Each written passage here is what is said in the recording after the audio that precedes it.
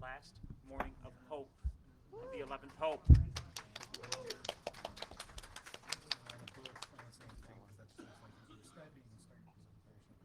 Now, the Courage Foundation is a great organization. It helps to have some light. Um, the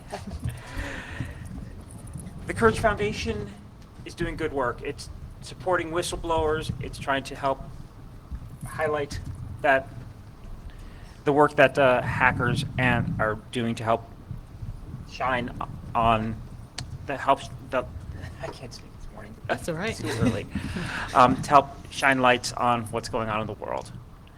And I do want to welcome on stage Nathan Fuller, Grace North, Naomi Colvin, Carrie Shankman, Yan Ju, and on the big screen, Lori Love.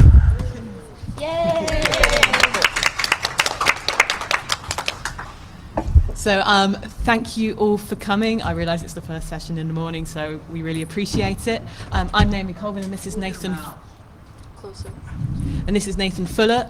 We both work for the Courage Foundation, and if we're kind of a new organisation, but if you haven't heard of us before, you'll certainly have heard of some of the people we support, who are all people who have gone to enormous risk to make the world a better place. I'm really thrilled that we had such a great panel for you today, and I'd like to quickly introduce everyone who's going to be speaking to you. So Carrie Shankman, who's a First Amendment lawyer from the Centre for Constitutional Rights and also a member of our advisory board.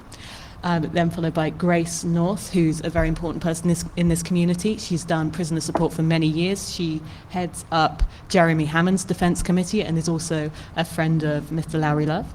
And then Yan Ju, and I know a lot of us have been quite concerned about Chelsea Manning and how she's doing, so I'm really very appreciative that Yan is here to let us know about that. And then finally, we will hear from Lowry Love, who is a Courage beneficiary and currently fighting extradition to the United States. So I'm thrilled that he is here, but this is basically as close to the United States as I ever want to see him. So she was saying the Courage Foundation is an international organization based here and in London and in Berlin, devoted to defending those who take great risks to make important contributions to the public record. We started in July 2014 around the Legal Defense Fund for Edward Snowden, and we've since grown to take on 6 more beneficiaries, not only other whistleblowers such as Chelsea Manning, but hacktivists as well, anyone who makes information public.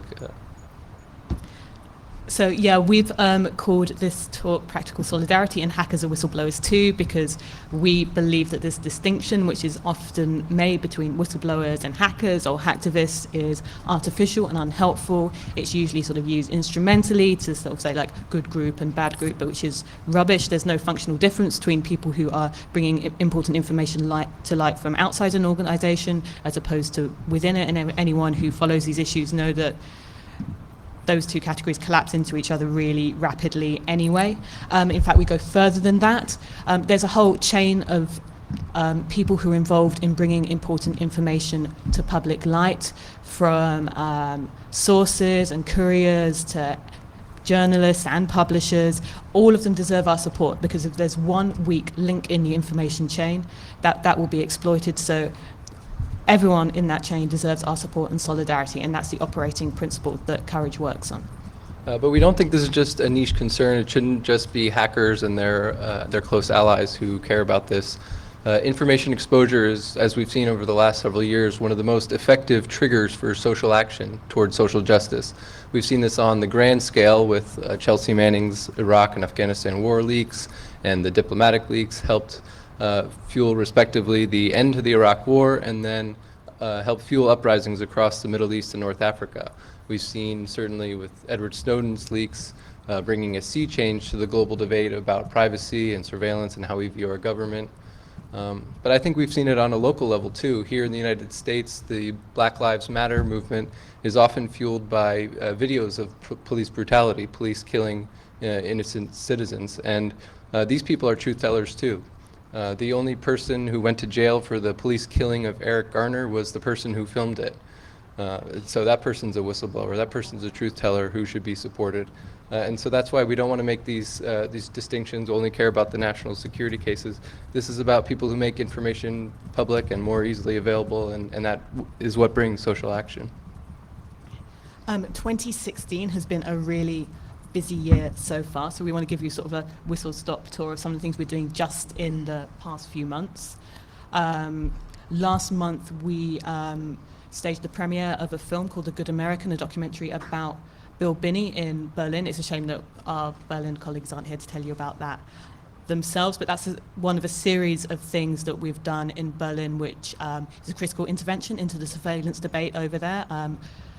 Edward Snowden's revelations had an impact everywhere, but maybe especially so in Germany, where there's been a long-running now parliamentary investigation into NSA surveillance and German complicity with it. So we've been really happy to further that debate and keep provoking discussion about that. I will try to do that. We're also really honored to have in recent months announced our support for Chelsea Manning, for whom we will complement U.S. fundraising efforts with our own European fundraising efforts to try to connect a lot of Manning support networks around Europe.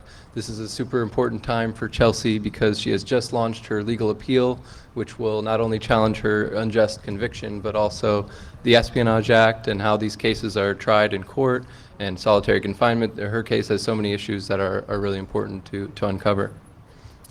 We also have a whole series of projects around improving access to all of the published Snowden documents. We built and maintain the Snowden document search, which is a full text search of all the documents released to date. And we've just partnered with the University of the Arts London. If you're in London in the next few weeks and you're around Elephant Castle, go to the London College of Communication, and I've got an exhibition based around the Snowden documents ongoing there at the moment. We also scored a major privacy victory in the UK in Lowry Love's case. The British police, the National Crime Agency, tried to pull an Apple versus FBI situation, tried to force him to hand over his encryption keys, and he rightly refused, and with a little bit of our help, we defeated that measure, preventing a precedent that would have put UK citizens nationwide in danger.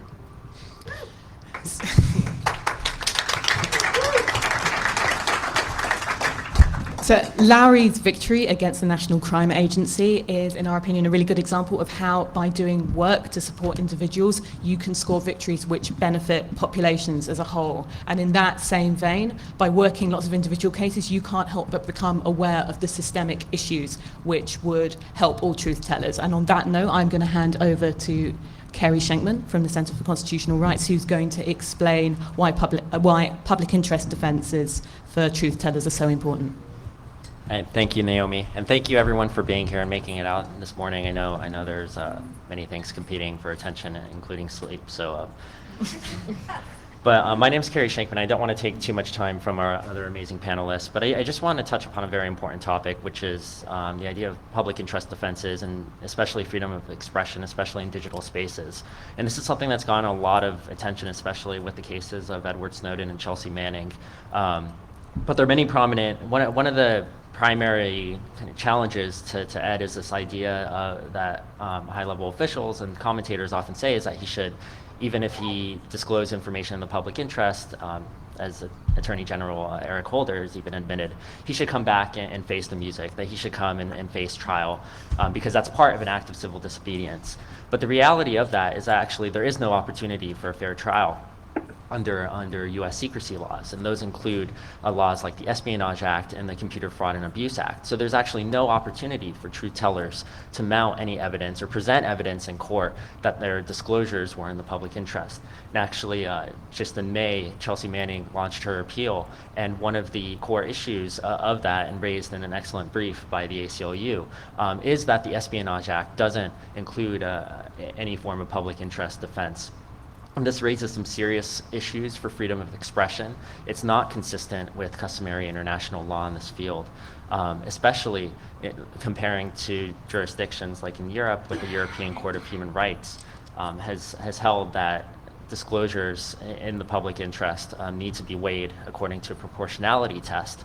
And especially in recent years, it's especially important to consider the idea of a public interest defense, not just with traditional whistleblowers, so to speak, but with any issue of access to information or freedom of information.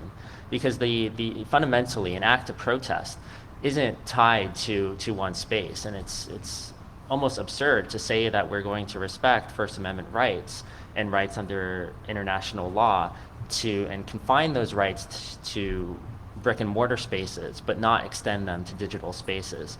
In fact, if there's one article I might recommend to everyone in this room, it's a Guardian piece written by Thomas Hughes, and he's the executive director of Article 19, which is one of the world's leading free speech organizations. And it's titled Hacktivism to Balaclava Punk, Protest Must Be Protected in All Its Forms. And actually in that article, he cites a Iranian protest campaign run by Iranian women called My Stealthy Freedom, where they posted photos of uncovered hair, which is a criminal act in Iran, but it basically was an act of protest against compulsory hijab laws. And this was a brilliant example of how in a place where essentially physical protest was impossible, barring risk of arrest or bodily harm, yet alone that protest could be taken to a digital space. And unfortunately, though, in the United States, the CFA, the Computer Fraud and Abuse Act, which is a law used against unauthorized entry into computer systems, doesn't allow for such a defense, even though that such a public interest defense would have helped and possibly saved the life of Aaron Schwartz, who tragically committed suicide. I'm sure Grace can speak to. It certainly would have helped Jeremy Hammond, who numerous supporters, including famed Pentagon Papers whistleblower Dan Ellsberg, have called heroes for being motivated to expose government and corporate surveillance. So I want to leave it on that. We can return to the point, but again, I don't want to take too much time from the other speakers. And just highlight I think a significant case in Germany, actually. In 2001, a German court actually acknowledged that certain denial of service attacks can actually constitute forms of protest. And this goes back to this theme that peaceful acts of civil disobedience have historically been protected and recognized as a legitimate form of political expression. And it's very important that we protect those, especially as our speech becomes privatized as we move to these public spaces, but in a digital sphere.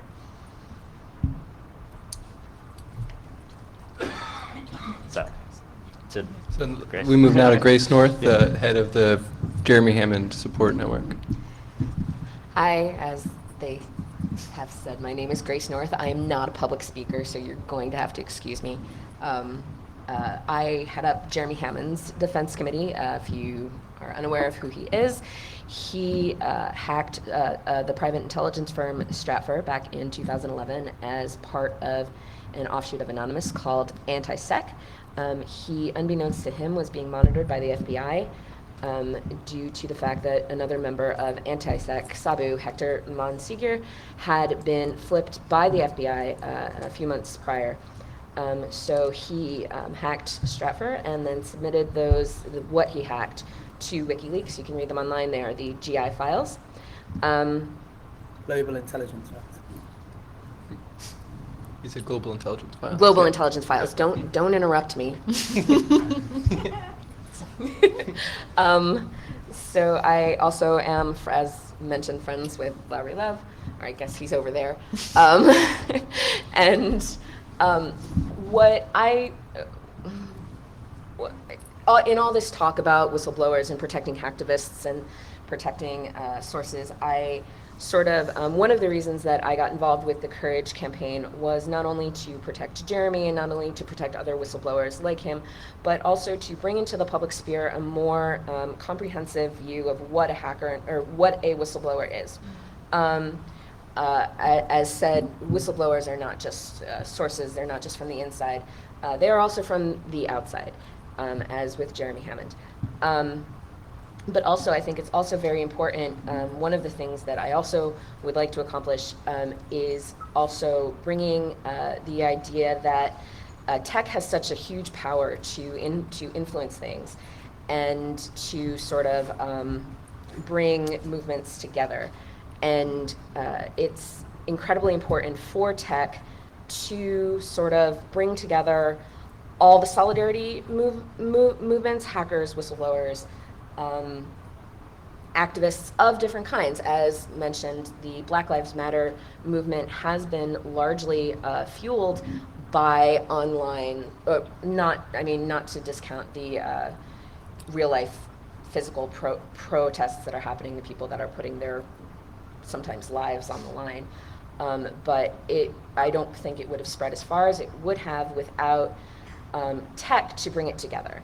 So sort of the idea that tech people need to sort of move outside of their sphere of what they consider activism and whistleblowing. It does not just have to do with computers, it also has to do with other movements such as the Black Lives Matter movement, such as other political prisoners that may not have anything to do with tech. These people have been on the inside for years talking about things like the prison industrial complex, what it does to prisoners, what it does to people. And it is extremely important for people to recognize that these people are also whistleblowers, because how the government treats people is not just confined to surveillance. It has to do with how we treat our most vulnerable, including prisoners, including other marginalized groups. So that's sort of one of my goals in the Courage Foundation, is to sort of tie in all of these different movements and sort of bring them together, and also have tech use their powers for good to sort of bring attention to all these other things that are also happening as well. Building bridges of, as said, building bridges of solidarity, building bridges of understanding and of respect. So I will stop babbling now. And That was awesome. Thank you, Grace. pass it on. Turn now to Yanju, who's a friend of Chelsea Manning's. Hi, everyone. So some of you might remember me from last time I was here. I think I was in this room giving a talk about TLS deployment best practices 2 years ago. But today I want to speak mostly as a friend of whistleblower Chelsea Manning. So how many people here have heard of Chelsea? Right. So when she did her act of whistleblowing and was arrested, that was actually, Hope, 6 years ago. I remember there was a lot of paranoia and like fear around WikiLeaks around that time. So first off, I want to say that Chelsea really loves getting letters. She reads each and every one of them.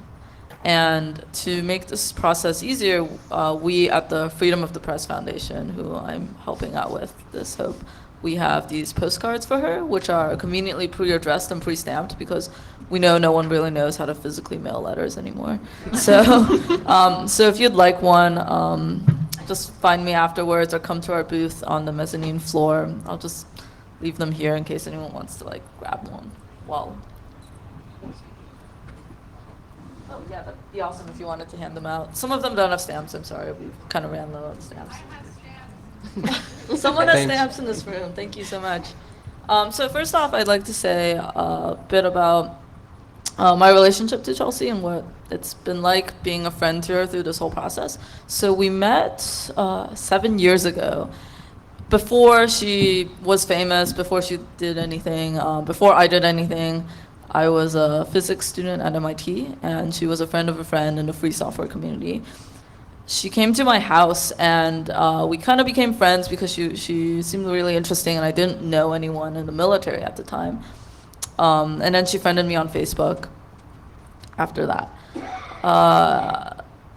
I think that was a really seminal moment, because it's kind of how I became interested in privacy. Like when she was arrested, I realized this is like whistleblowing is not an abstract thing. It's like a thing any of us could fall into if we were in the right context. And and it affects the people around us. Like, people have to be paranoid about their emails, about what they do because of the climate around whistleblowing.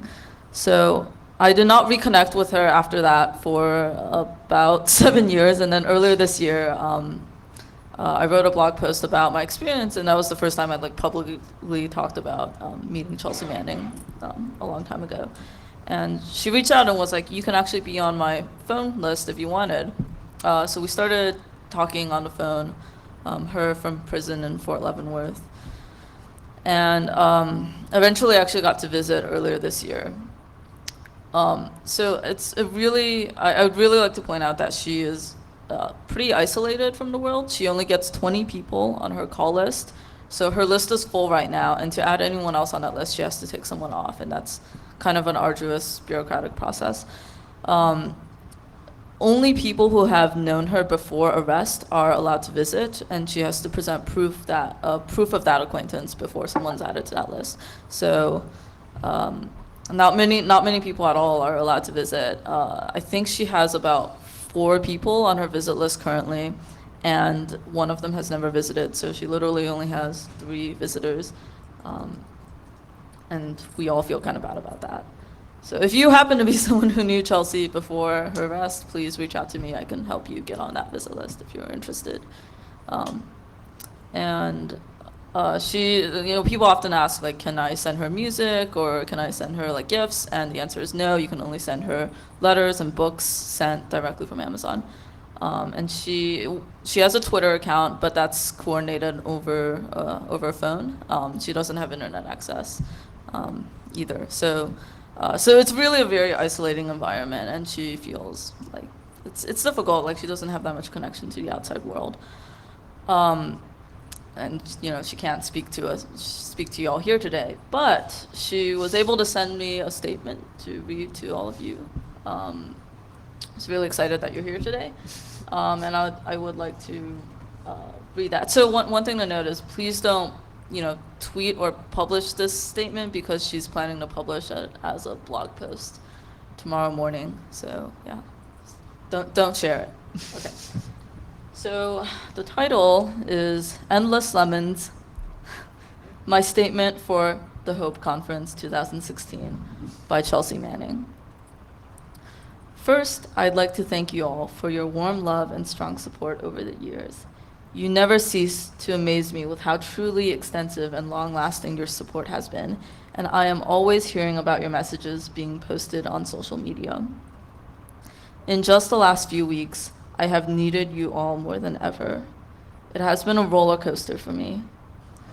I just filed my appeal a few months ago, where I have asked the judges to dismiss all charges or give me a shorter sentence based on the harsh solitary confinement conditions before my trial, the admission of vague evidence for sentencing, the lack of evidence on charges of theft for information, the vagueness of the definition of exceeding authorized access under the Computer Fraud and Abuse Act, and the lack of proof by the government that the disclosures actually harm the United States' national security or diplomatic interests. This last May, I saw my friend Jan for the first time in nearly 7 years. If you have any questions about it, feel free to ask her. It was great to see her again and be reminded of all my friends in the tech community. Today, as is obvious in some of the headlines that we see online, we are in a constant technological arms race, and I think that it's important to realize that we are always only a single breakthrough away from making the methods of network obfuscation and encryption pointless or unusable. While I agree that it's unlikely, it certainly is well within the realm of possibility that we might wake up tomorrow morning and find that some truly brilliant or devious mathematician or mathematicians have solved the Riemann hypothesis, throwing entire regions of our encryption arsenal into turmoil. Or we might wake up and find that a powerful quantum computer with near perfect error correction has been built, effectively accomplishing the same thing.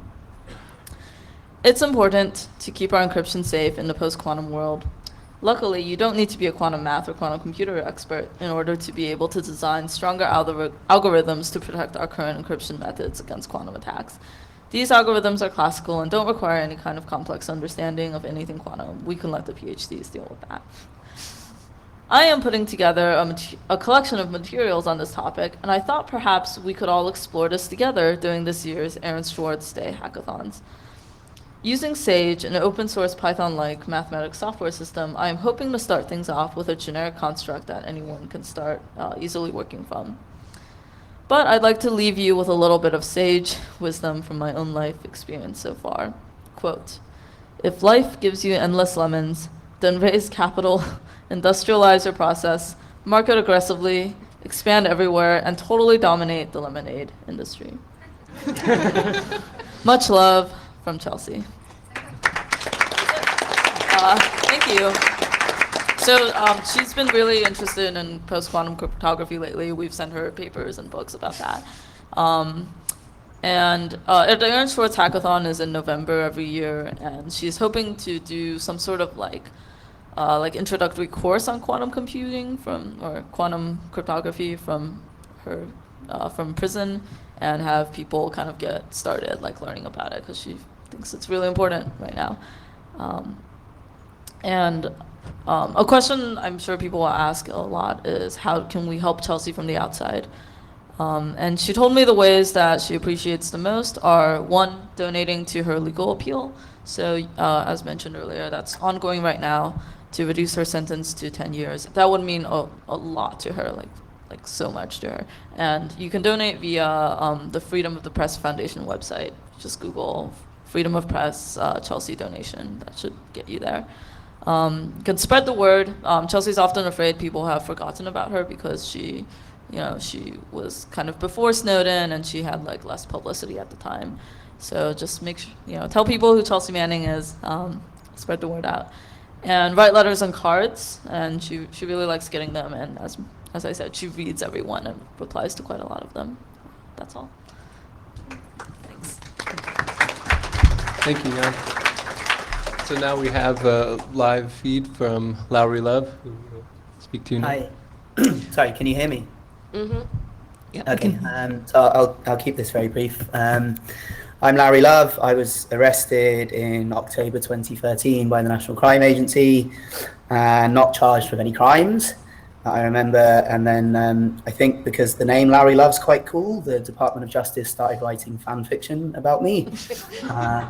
Because I heard on the radio from the BBC that I had been charged with crimes, and I was going to call them up and say, no, I haven't been charged with any crimes. And it turned out that I'd been charged with crimes in America, which is not the normal thing. Normally you're charged with crimes in the country where you allegedly committed the crimes. So this was the first time that things were going a bit awry. I was kept on bail for 9 months. I was given my passport back and released from bail, and I asked for my computers back very politely, and they refused, and so I asked a few more times. And I ended up taking them to court, which is how we got the victory on the cryptography matter. That case is still ongoing because I very gracefully withdrew it after they cheated a bit. And then I was arrested again by the extradition unit, and things got a bit more serious at that point. So tomorrow I've got to go back to London, to Westminster Magistrates Court, for the conclusion of my extradition hearing. It's just the final arguments. We're hoping the extradition will be refused in very self-interested terms, because I don't want to spend 99 years in prison in America for very silly reasons.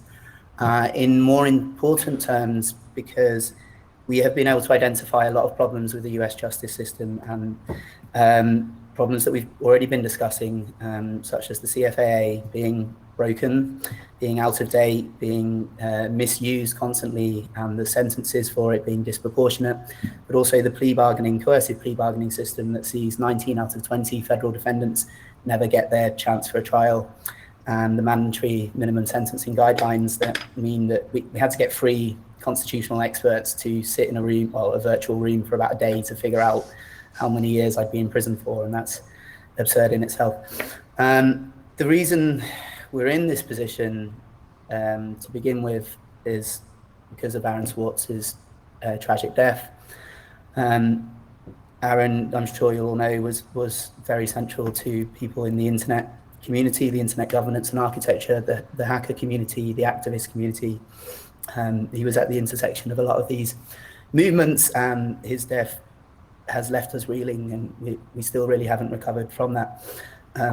But the factors that caused his death, that contributed to it, can be addressed. And there must be reform of CFAA, there must be reform of coercive plea bargaining, there must be reform of mandatory sentencing, and there must be a change in attitude from the US government and Department of Justice away from deterrence and making examples of people that they consider subversives in terms of information, and towards an attitude of cooperation with the hacker community, because we can't really afford to be at loggerheads when we're facing such massive global insecurity. So I'm hoping that my extradition will be refused, that some light will be shed upon these issues that will be helpful for the people that drive reform in the United States, and that other people will not be put in a similar situation as Gary McKinnon was before me, who spent 10 years of his life waiting to know if he'd be sent to America for stupid reasons. And eventually it was refused and the law was changed. So my case is a chance to test that law, but it's also a chance to draw a bit of a line in the sand where it comes to this pattern of prosecution and this pattern of prosecutorial overreach, of punitive, vindictive sentences. And hopefully maybe the tide can start to go back in the other direction, and that can then potentially, if not directly help people like Chelsea and Jeremy, then help other people not be in their position in the future. It's difficult, it's very stressful. The thing that gives me hope is the support that I get from people at the Courage Foundation, from my friends and family, and the hope that there is opportunity for something positive in any difficult life experience, and that it's possible to earn through suffering, and through determination and courage. It's possible to, if not always win, to make it easier to win in the long run. You sometimes have to take a big picture view of these things, because there's always going to be hurdles, there's always going to be sadder points, there's always going to be darker days, but things get better, and they get better because people believe in them. So that's enough of me rambling, I guess. Thanks, Larry.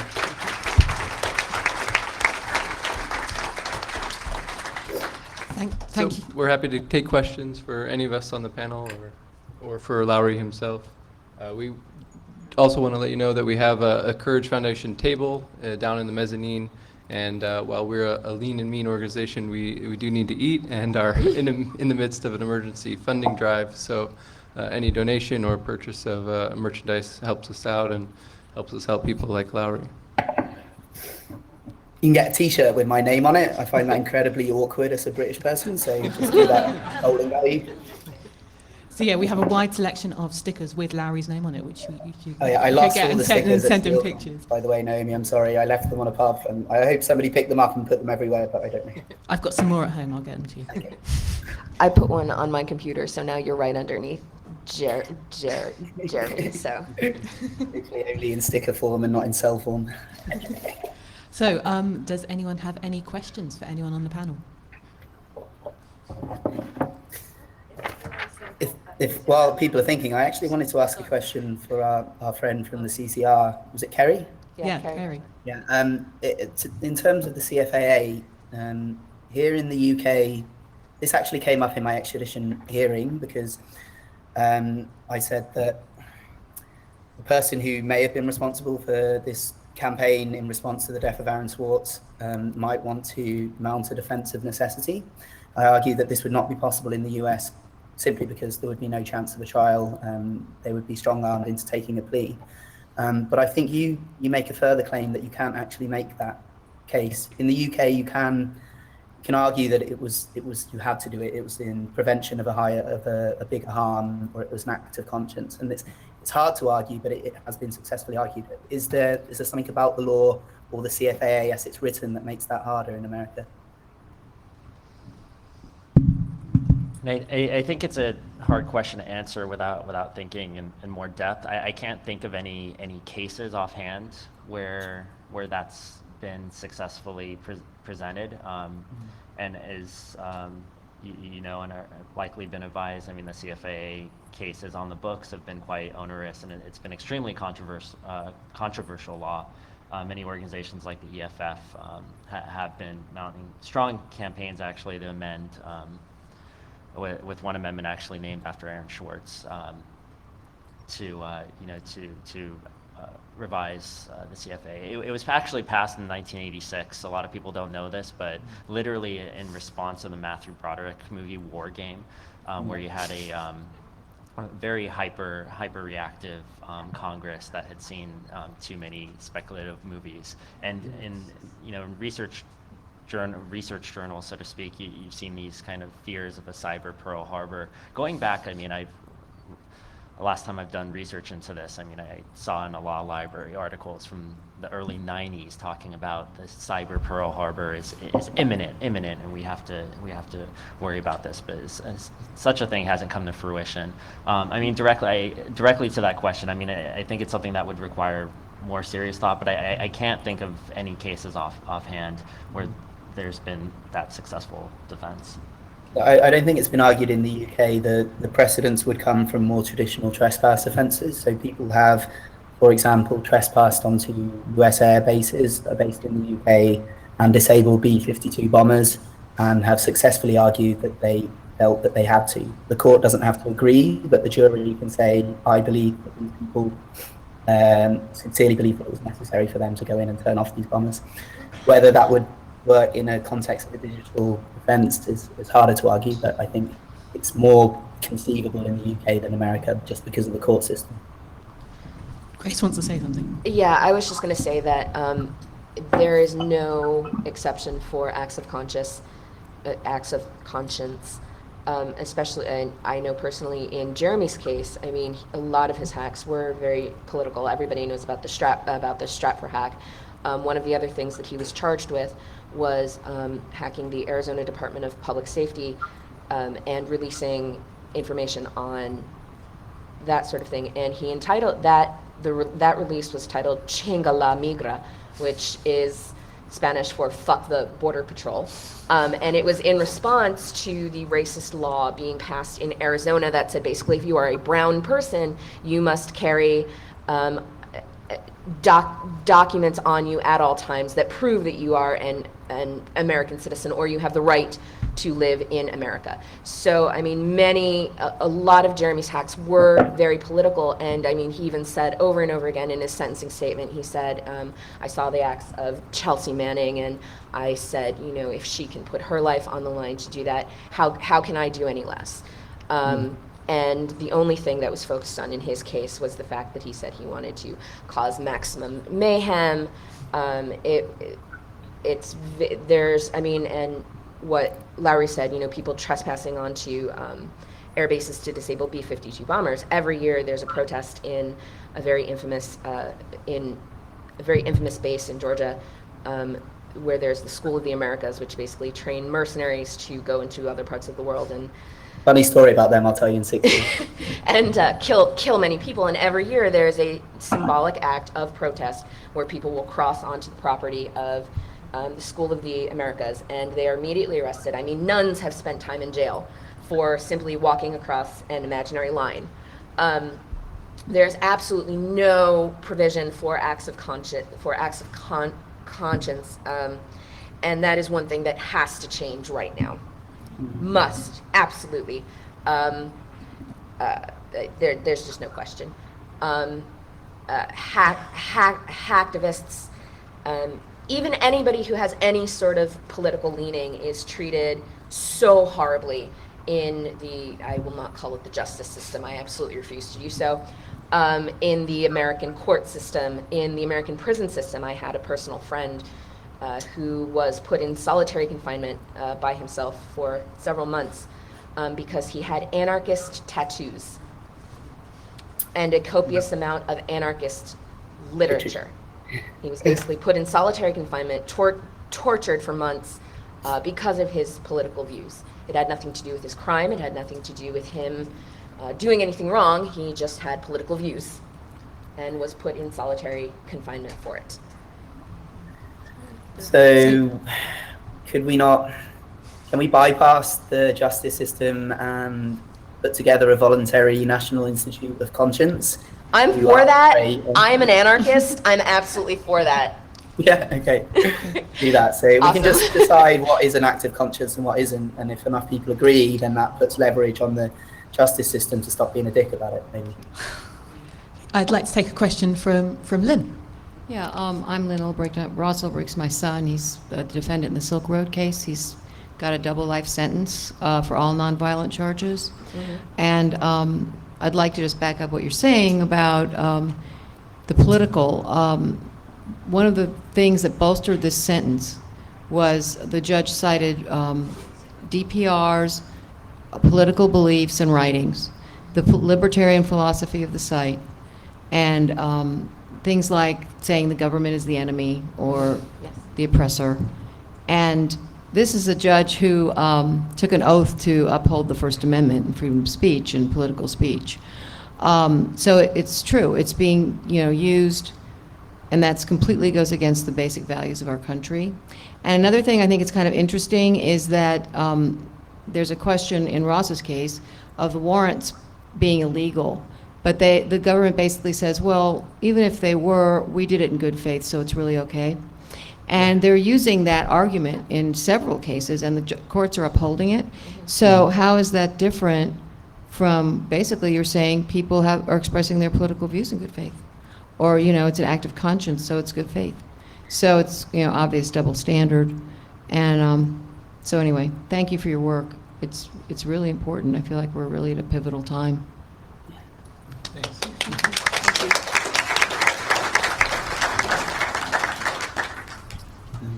I really wish you guys all the best in your appeal. I think you have the strongest conceivable case for an appeal, and I hope that the Court of Appeals is a little bit more fair than the first court that heard Ross's case.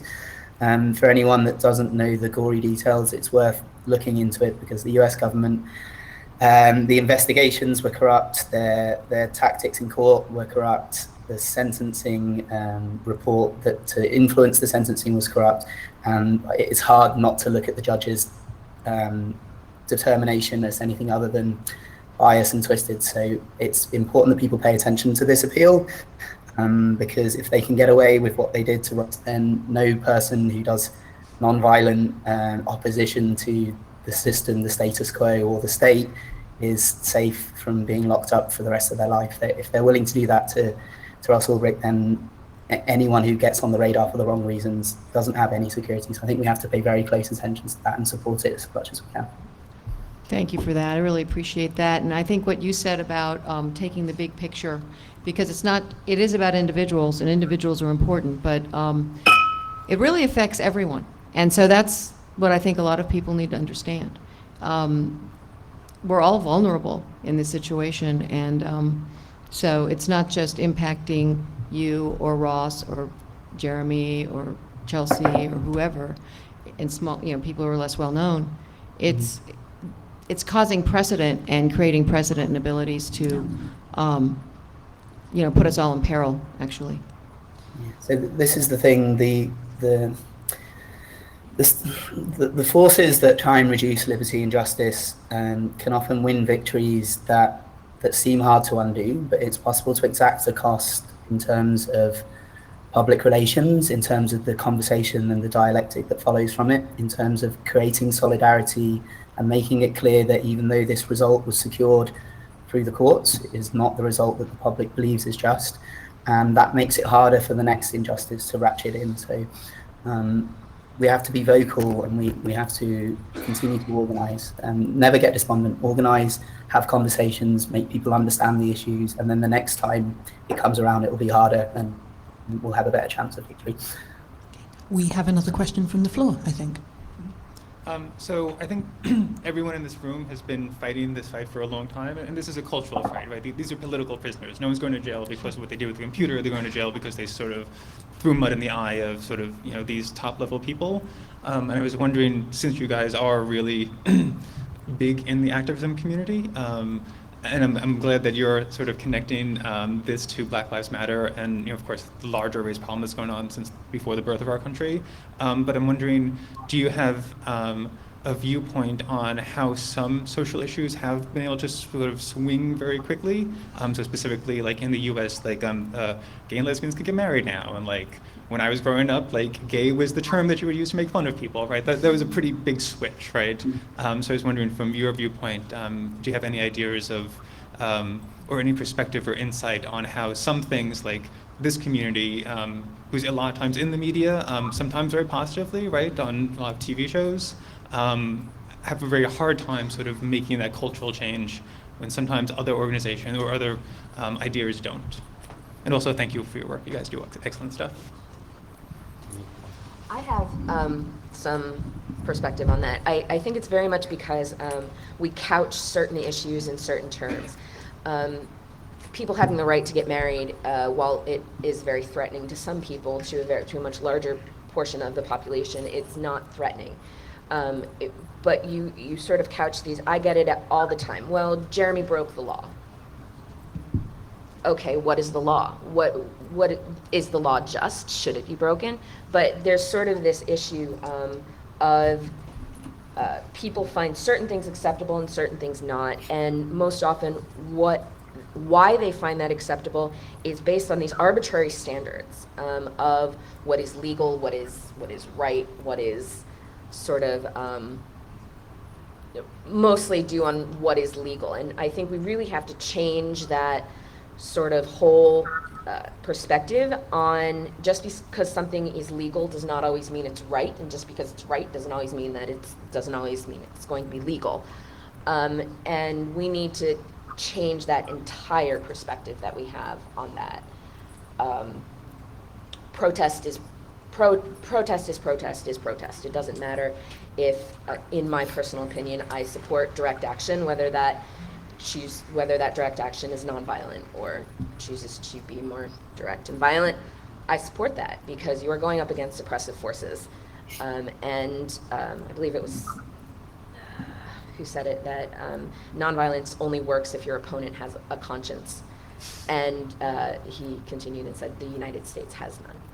I believe it was Stokely Carmichael, Black Panther, that said that. So sort of, we need, I think one of the reasons that certain movements have gained traction and certain movements haven't is this arbitrary sort of distinction between legal and not legal. And we need to sort of just fuck that and make it go away, personally. One thing, a point I wanted to add, actually from somebody, unfortunately, who's not with us, but for the last 3 years, I worked for Michael Ratner, who's the president emeritus of CCR and one of the greatest constitutional lawyers.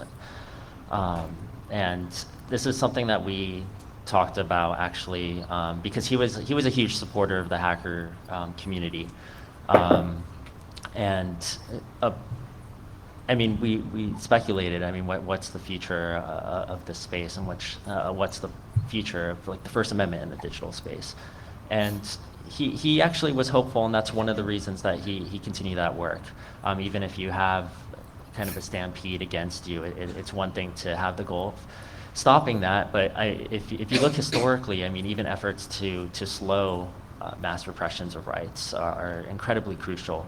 And looking back to World War I, which the Espionage Act was born out of, the first 2,000 people who were imprisoned under the Espionage Act weren't spies by any means. They were members of the Socialist Party. Like the mass leadership of the Socialist Party was put in prison. Eugene Debs, who received 1 million votes when he was in prison. And also labor unions. But many of, actually, over time, after World War I, what happened is we have many of the greatest First Amendment cases of our time. And I have some personal criticisms of some of those opinions, but basically out of those cases was the birth of modern First Amendment doctrine. The First Amendment wasn't something that was really litigated in this country until after World War I.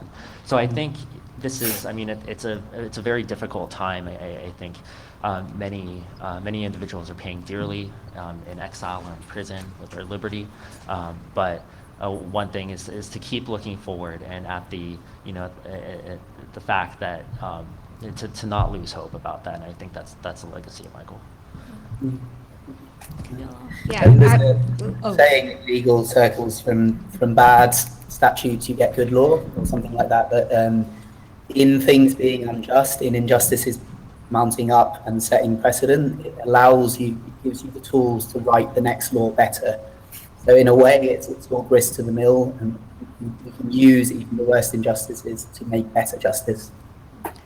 And we have a question from Viella, I think. It's more of a comment to the last question, because I think that's a really good one. And I actually think we are in this really weird moment where actually the representations of hackers are more positive than negative, just because of what's happening in pop culture with Mr. Robot, Who Am I, all sorts of references. I mean, I collect them all.